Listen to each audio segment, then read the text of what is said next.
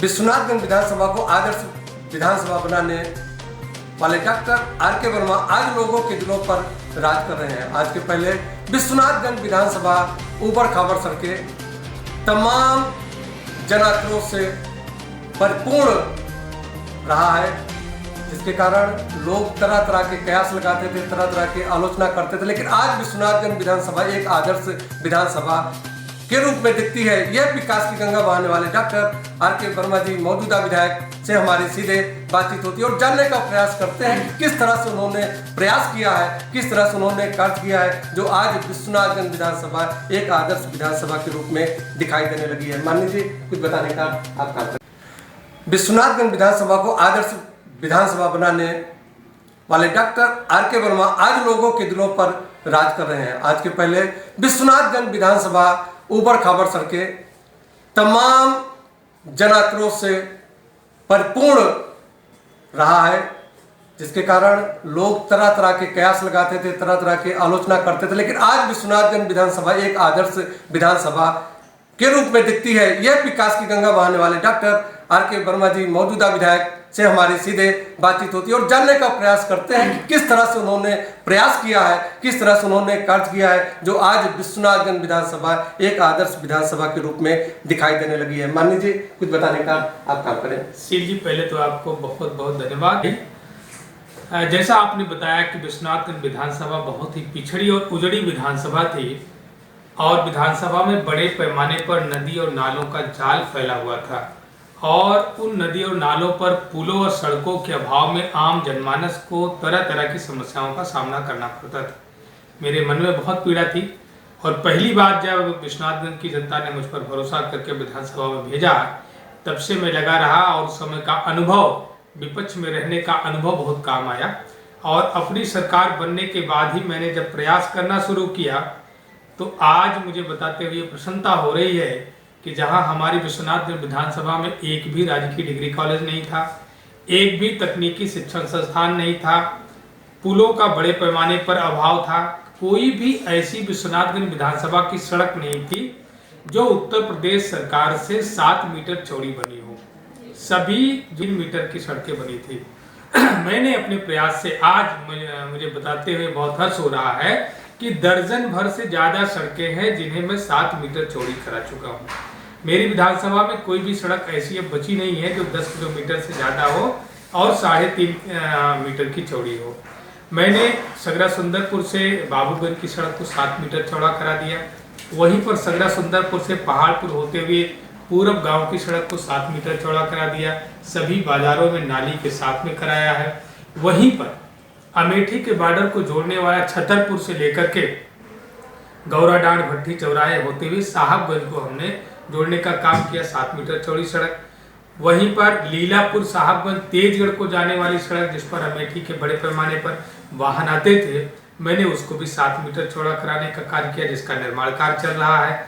और पीछे की 2 सड़कें थी जो उसका निर्माण कार्य पूर्ण हो चुका है। वहीं पर अजगरा महोत्सव तो हमेशा से होता रहा है, लेकिन वह उपेक्षित था, बहुत सकरा मार्ग था जाने के लिए।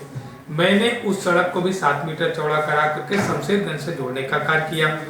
मोहनगंज से मानधाता को जाने के लिए कोई भी समुचित मार्ग नहीं था। कई विभागों की छोटी छोटी सड़कें थी और कहीं कहीं पर तो केवल ग्रामीण चकमार्ग बने हुए थे और कुछ ऐसी विभाग की सड़कें थी जिस पर गिट्टी के अलावा कुछ दिखता नहीं था। मैंने कई विभागों की सड़क को एक करके उसको ODR बनवा करके और मोहनगंज बेलखरी होते हुए सराय हैदराबाद मानधाता विकासखंड को जोड़ने के लिए मैंने 5.5 मीटर चौड़ा सड़क बनाने का कार्य किया है। वहीं पर शहर मुख्यालय से जब निकलते हैं कटरा मेदिनीगंज मानधाता होते हुए कटरा गुलाब सिंह सड़क 7 मीटर चौड़ी बन रही है। विश्वनाथगंज जो कि प्रयागराज प्रतापगढ़ हाईवे पर स्थित है, वहां से चल करके मानधाता विकासखंड होते हुए रामवन गमन पथ जटवाड़ा को जोड़ने वाला 7 मीटर चौड़ा मार्ग बन रहा है। वहीं पर लक्ष्मीगंज और जगदीशपुर का 7 मीटर चौड़ा सड़क बन रहा है। नौबस्ता से लक्ष्मीगंज हमने 5.5 मीटर चौड़ा बना दिया है।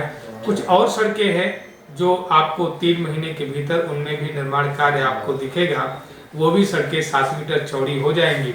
मेरी विश्वनाथगंज विधानसभा में एक भी सड़क ऐसी नहीं होगी जो कि अब 3.5 मीटर हो और 10 किलोमीटर से या 6 किलोमीटर से ज़्यादा हो। दूसरी तरफ बड़े लोगों में एक चर्चा है कि अगर मान लीजिए जिसे मिलना है लखनऊ के कार्यालय में तो जल्दी मिलना संभव नहीं हो पाता। वो इसलिए क्योंकि सुबह ही 9 बजे निकल जाते हैं और रात के 10 बजे वापस आते। इन्हीं कामों को लेकर करके इस ऑफिस से लेकर उस ऑफिस से तीसरी ऑफिस, तो कहाँ तक सच्चाई है? ये लोगों का मानना सच है कि कुछ अन्य कार्य के लिए रहते हैं या विश्वनाथगंज विधानसभा के विकास के लिए आप ऑफिसों के चक्कर लगाते रहते हैं? सच बात यही है कि आज जो गवर्नमेंट का सिस्टम है उसमें आपको काम बहुत करना पड़ेगा।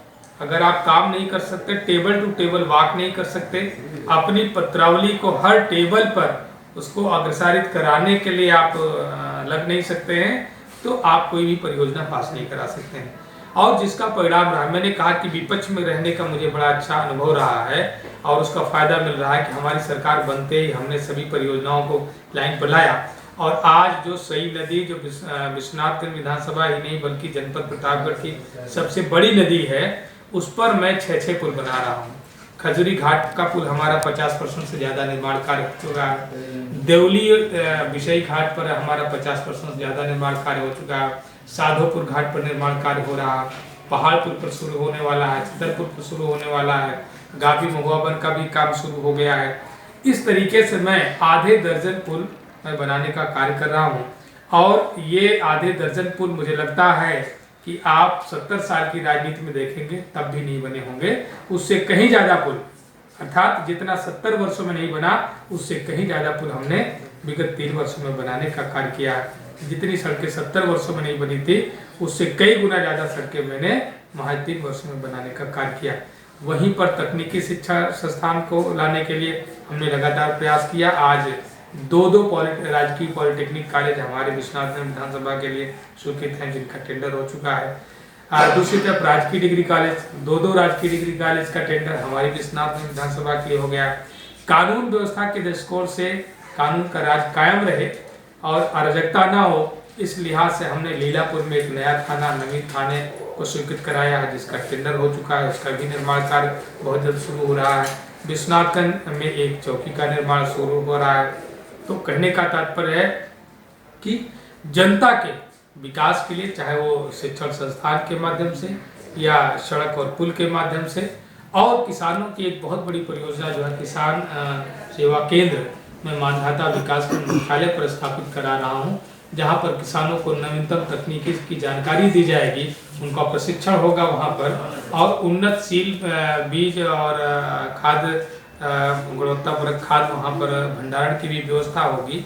तो कहने का तात्पर्य है कि जहाँ पर हमने नौजवानों के भविष्य के बारे में सोचा, वहीं पर किसानों को भी कम लागत में ज़्यादा उत्पादन कैसे हो, कम लागत में ज़्यादा से ज़्यादा उनको मुनाफा कैसे हो सके, अपनी आमदनी कैसे बढ़ा सके, इस बात को लेकर के भी मैं गंभीर रहा हूँ और उसमें हमें सफलता मिली। मान्य जी, आपके कुछ विरोधी आपके कार्यशैली से इतने संतुष्ट हैं कि परोक्ष अप्रोक्ष रूप से आपको गुरु मानते हैं। तो मैं चाहता हूं कि अपने उन विरोधियों को कुछ ऐसा टिप्स देने का काम करें जो आपके सहारे आपका अनुसरण कर करके इस विधानसभा में ना सही किसी अन्य विधानसभा में उनका कल्याण हो सके। तो ये विकास करने की आपकी क्या रणनीति है? किस तरह से आप विकास करते हैं? किस तरह से योजनाएं लाते हैं? कैसे करते हैं? तो कुछ टिप्स आप अपने विरोधियों को देने का काम करें। मानी जी, देखिए, 2 तरह के लोग होते हैं। एक होता है आलोचक और दूसरा होता है चापलूसी करने वाला व्यक्ति। आलोचक दूर जरूर होता है, लेकिन मैं आलोचकों से बहुत सीख लेता हूँ। और मैं तो आलोचकों को अपना हितैषी मानता हूँ कि व्यक्ति जब आलोचना करेगा तो मेरे मन मस्तिष्क पर जरूर उसका असर पड़ेगा और मैं अपना सुपरविजन जरूर करूँगा कि मेरे से क्या गलती हो रही, मुझे क्या करना चाहिए। इसलिए मैं आलोचकों को बहुत ध्यान देता हूँ और आलोचकों को बहुत मैं धन्यवाद देना चाहता हूँ कि आपकी आलोचना से भी मैंने बहुत कुछ सीखा है। और जो चापलूसी करने वाले लोग होते हैं वो मुझे पसंद नहीं आते हैं। जो बात सही है वो आपको मेरे पास मेरे समक्ष रखनी चाहिए, और चापलूसी को पसंद नहीं करता हूँ। और आलोचना किसी की भी हो, मैं उसे स्वीकार करके उसको दिल से लगा करके काम करके उसका निराकरण में भरोसा करता हूँ। मान्य जी, अपराध से भरा विश्वनाथगंज रहा है, लोग बड़े मुश्किल से अपने जीवन यापन करते थे, लेकिन आज थोड़े ही समय में इतना बदलाव हो गया कि वहां पर बिल्कुल अमन चैन देखने को मिल रहा है। ये अपराधी अब भी मौजूदा जिले में है कि अपराधी कहीं और चले गए, ये बिल्कुल अमन चैन कहां से है, इसके बारे में आपको बताने का काम करेंगे। मैं ये नहीं कह सकता कि अपराधी खत्म हो गए या अपराध मुक्त हो गया। अपराध कुछ ऐसे अपराध होते हैं, मुझे वाहवाही नहीं लेनी है, वो ऐसे सामयिक घटित होते हैं जिस पर सरकार या पुलिस का या जनप्रतिनिधि का कोई नियंत्रण नहीं होता है। लेकिन जो अराजकता है, जो गुंडागर्दी है, जो एक दूषित माहौल था, प्रतापगढ़ को बदनाम करने का, अपराधियों की जो साख बनी रहती थी, मैंने उसको खत्म करने का कार्य किया है।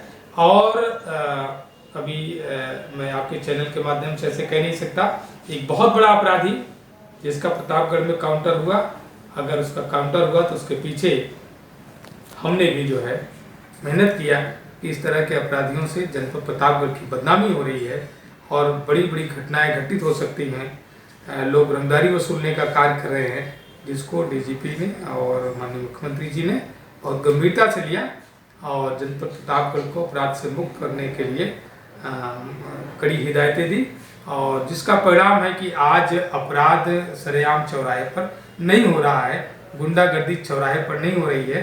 जो दुर्भाग्यपूर्ण घटनाएं घटित हो रही हैं वो कहीं राजस्व का कोई मामला रहता है या ऑनर किलिंग का मामला होता है, इस तरह से होते हैं। लेकिन आज गुंडागर्दी, अराजकता का माहौल हमारी विश्वनाथगंज विधानसभा में नहीं रह गया।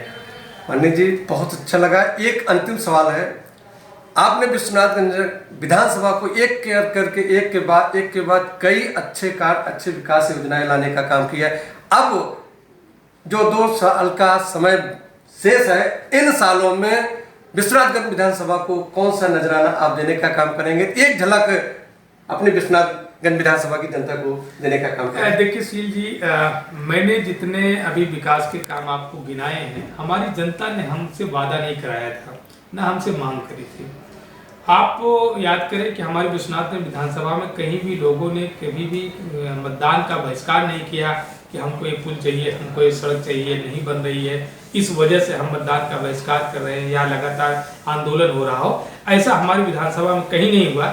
लेकिन मुझे जो आवश्यकता लगी, मैंने उस पर काम किया और उसका परिणाम आज आपके सामने। एक बहुत बड़ी परियोजना, जो विद्युत का संकट विश्वनाथगंज विधानसभा में होता था, कुंडा से विश्वनाथगंज विधानसभा की सप्लाई होती थी, मैंने मंडल की सबसे बड़ी विद्युत परियोजना, 100 करोड़ की विद्युत परियोजना, 132 kVA का पावर हाउस अपने विश्वनाथगंज विधानसभा के सराय नाहर राय ग्राम पंचायत मानधाता में स्थापित करा रहा हूं। उसका आधे से ज्यादा निर्माण कार्य हो चुका है। और रही बात कि आने वाले समय में अब क्या होगा, तो आपको मैं बताना चाहूंगा कि मैंने अभी तक केवल 3 वर्ष काम किया था। 1 वर्ष कोरोना की वजह से नष्ट हो गया, जिससे सरकार की सभी योजनाएं विलंबित रह गई।